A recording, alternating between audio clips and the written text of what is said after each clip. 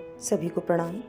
महाशक्ति की लोक यात्रा के पिछले वीडियो में हमने जाना कि वंदनीय माताजी पारिवारिक दायित्वों के साथ अखंड ज्योति कार्यालय में आने वाले परिजनों के भोजन आदि की व्यवस्था भी संभालती हैं। साथ ही गुरुवर द्वारा बताई गई साधनाएं भी करती हैं। कार्य की अधिकता के चलते गुरुदेव उन्हें एक सहयोगिनी की व्यवस्था भी कर देते हैं। एक बालक की माता व विधवा स्त्री जल्द ही वंदनीय माताजी की प्रिय सहयोगिनी बन गई, जिसे सभी एजू कहकर संबोधित करते थे।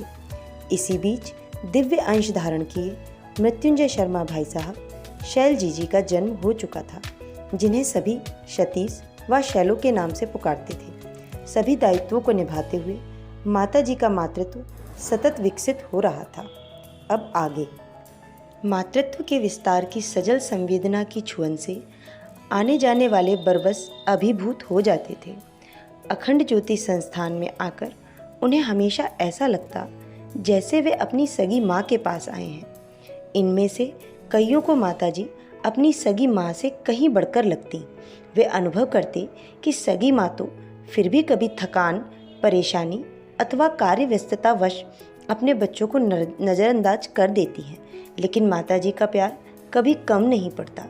सगी माँ बच्चों के बड़े हो जाने पर उन पर उतना ध्यान नहीं देती, पर माताजी के लिए बच्चे सिर्फ बच्चे हैं। वे छोटे हों या बड़े, वे जैसे अपने बच्चों की सार संभाल के लिए ही अवतरित हुई हैं। घर परिवार के दायित्व और कार्यालय के कामकाज की व्यस्तताएं कितनी भी क्यों न होती, परंतु माताजी के मातृत्व का आंचल कभी भी छोटा न पड़ता। दिनों दिन उसका विस्तार व्यापक होता जा रहा था। इन्हीं दिनों उन्होंने ओम प्रकाश एवं दया के जीवन को संवारा। सतीश यानी कि हमारे मृत्युंजय भाई साहब एवं शैलो अर्थात जीजी भी बड़े हो रहे थे। उनकी पढ़ाई लिखाई की देखभाल भी उन्हें ही करनी पड़ती थी। बच्चों में जैसा कि अक्सर होता है, उनमें चंचलता, नटखटपन की बहुलता होती है। उनके इन बच्चों में भी यही बात थी, लेकिन बच्चों को मारने पीटने पर माताजी का विश्वास बिल्कुल भी न था। उनका मानना था कि बच्चों को बिना थके प्यार से समझाते रहना चाहिए। जिस दिन उन्हें औचित्य समझ में आ जाता है, वे शरारत करना छोड़ देते हैं। हालांकि यह स्थिति कहने में जितनी आसान और साधारण लगती है, करने में उतनी ही जटिल और परेशानी पैदा करने वाली है। इसमें बड़े धैर्य एवं ममता की जरूरत पड़ती है और कभी कभी कठिन पलों से भी गुजरना पड़ता है। माताजी के मातृत्व को भी ऐसे पलों का सामना करना पड़ा। वह मार्च 1951 का समय था। ओम प्रकाश की इंटर की परीक्षाएं चल रही थीं। अंग्रेजी का दूसरा पेपर सेकंड मीटिंग में था। वह अपने कमरे में बैठे पढ़ रहे थे। लगभग सुबह के 7:30 बजे होंगे। अब्दुल लतीफ़ ट्रेडल मशीन चला रहा था। चंदा नाम के एक परिजन, जो कि माताजी के संबंधी थे, कंपोज कर रहे थे। इतने में सतीश ऊपर से आए और उन्होंने अपना हाथ अचानक मशीन के दांतों में डाल दिया। भैया! चंदा काफ़ी ज़ोर से चिल्लाए। ओम प्रकाश भागे भागे आए। उन्होंने देखा सतीश चुप हैं। उठाकर गोद में ले लिया और सिर पर हाथ फेरा। उनको ऐसा लगा कि शायद चोट सिर में लगी है। तभी चंदा ने लगभग सुबकते हुए कहा, भैया हाथ देखने पर पता चला कि हथेली आधी पलट गई है, उंगलियां लटक रही हैं। इस हृदय विदारक दृश्य को देखकर उन्होंने ताई जी और माताजी को आवाज़ दी। दोनों भागी भागी आईं। इतनी देर में ओम प्रकाश का नेकर और बनियान दोनों खून से तर हो चुके थे। मथुरा के सिविल सर्जन SK मुखर्जी को दिखाया गया। उन्होंने सलाह दी, आगरा ले जाओ। मुखर्जी साहब ने आशंका भी व्यक्त की कि कहीं हाथ ना काटना पड़ जाए। परम पूज्य गुरुदेव इसी बीच आ गए। उनके साथ रघुनाथ अग्रवाल, श्यामलाल और कंपाउंडर जगदीश के भाई लक्ष्मण भी थे। दवा पट्टी की जा चुकी थी, इंजेक्शन भी लग गया था, लेकिन सतीश को बेहोशी आ गई थी। सभी सोच विचार में थे कि क्या किया जाए। तभी माताजी ने डॉक्टर मुखर्जी से कहा, डॉक्टर साहब, आप भगवान पर भरोसा रखकर यही जो कुछ कर सकते हो कीजिए। पूज्य गुरुदेव ने भी माताजी के कथन में हामी भरी। ऑपरेशन किया गया। माताजी धैर्य के साथ ऑपरेशन रूम के बाहर खड़ी रहीं। थोड़ी देर बाद ऑपरेशन समाप्त हुआ। मरीज को वार्ड में ले जाया गया। काफ़ी दिनों के बाद स्थिति में सुधार आया। इस घटना के चिन्ह अभी भी मृत्युंजय शर्मा भाई साहब के हाथ पर हैं। परंतु माताजी का ममत्व बढ़ता गया। वह बड़े धीरज के साथ बच्चों के व्यक्तित्व को गढ़ती रही।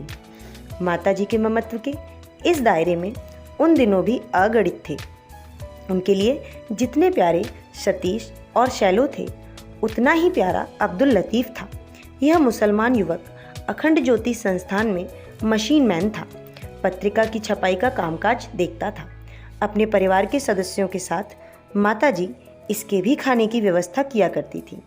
बड़े नियम से वह बीच बीच में चाय नाश्ते के लिए पूछ लेती। उनका यह व्यवहार कभी कभी आने वाले संबंधियों को अखर जाता। उनमें से कोई कभी कभार कह देते, अब्दुल लतीफ़ की भोजन की व्यवस्था करना बुरा नहीं है, पर आपको कम से कम उसके बर्तन तो अलग रखने ही चाहिए। आखिर हम लोग ब्राह्मण हैं, कुछ तो आचार विचार आपको मानना चाहिए।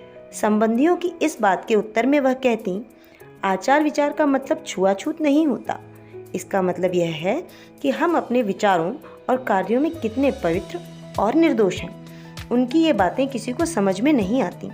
उनके द्वारा काफ़ी कुछ समझाने के बावजूद संबंधियों के आग्रह यथावत बने रहे। वे अपनी रूढ़िवादी पुरातन मान्यताओं को उन पर थोपने की कोशिश जब तब करते रहते। संबंधियों के इस बढ़ते आग्रह पर एक दिन उनके यहाँ काम करने वाली एजू ने भी उन्हें समझाया, आखिर आप सबकी बातें मान क्यों नहीं लेते? ठीक ही तो कहते हैं वे सब। जो कुछ भी हो है तो वह मुसलमान ही, उसके लिए बर्तन अलग करने में बुराई ही क्या है? एजू की इन बातों ने माताजी को व्यथित कर दिया। वे उठकर दूसरे कमरे में गईं, जहां अभी तक अब्दुल लतीफ़ के जूठे बर्तन रखे थे। उन्होंने उन बर्तनों को अपने हाथों से उठाया और बर्तन मांजने वाली जगह पर ले आईं। एजू अभी कुछ और सोच समझ पाती, इसके पहले वह उसे संबोधित करते हुए बोली, इतने दिन तुम मेरे पास रहीं, पर तुम मुझे समझ नहीं पाई। अरे मैं सिर्फ माँ हूँ, हिंदू की भी माँ, मुसलमान की भी माँ। मेरे लिए जैसे ओम प्रकाश और सतीश हैं, वैसे ही यह अब्दुल भी है। उनकी इन बातों को सुनकर एजू हतप्रभ रह गई। उसे थोड़ी देर तक समझ ही ना आया कि वह क्या बोले। जब तक वह कुछ बोलती, तब तक तो माताजी ने अब्दुल लतीफ़ के जूठे बर्तन अपने हाथों से धो डाले। एजू को लगा जैसे वह कोई मानवी नहीं, देवी हो। थोड़े दिनों के बाद पता नहीं किस तरह इस बात का पता अब्दुल लतीफ़ को भी लगा। सब कुछ सुनकर उनकी आंखों में आंसू आ गए। उसने आंसुओं से छलकती आंखों के साथ उन्हें हाथ जोड़कर प्रणाम करते हुए कहा, माँ, आप सचमुच माँ हो। आपका दर्जा फरिश्तों से भी ज़्यादा बुलंद है। आप फातिमा बी की तरह मुकद्दस हो। वह हाथ जोड़े ऐसी न जाने कितनी बातें उनके सामने भाव विह्वल स्वर में कहता रहा। जब वह वहाँ से चली गई तो उसने उस जगह की धूल अपने सिर माथे पर लगाई और वहाँ लेटकर प्रणाम किया। मातृत्व के इस अनंत विस्तार का परिचय किन्हीं विलक्षण क्षणों में वह स्वयं भी दे देती थी। एक बार एक प्रखर गायत्री साधक राम सजीवन अखंड ज्योति संस्थान आए। पिछले कुछ वर्षों में वह कई कठोर व्रतों का पालन करते हुए गायत्री अनुष्ठान कर रहे थे। अखंड ज्योति संस्थान आने पर उन्हें माताजी के द्वारा परोसे हुए भोजन को खाने का सौभाग्य मिला।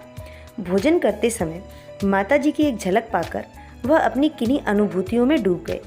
अचानक न जाने क्यों उनके मुख से निकला, माँ, तुम किस तरह माँ हो?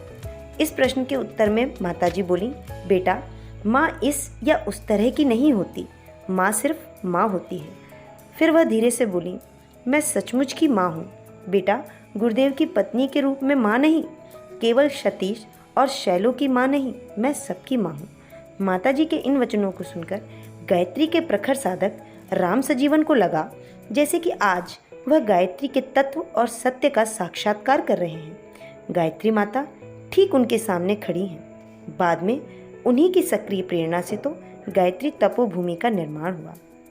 इस वीडियो में इतना ही। मातृशक्ति के चरणों में नमन।